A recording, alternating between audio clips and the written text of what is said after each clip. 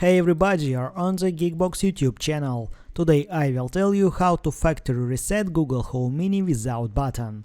Let's go. Step 1. Open Google Home app. Devices. Select your Google Home or Google Nest Mini.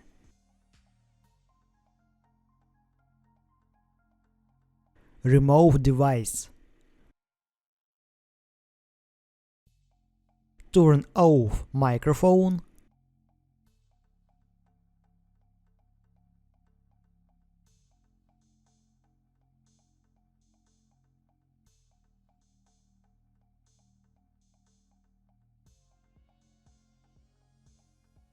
Hold your finger on the orange lights until the settings are reset to factory settings.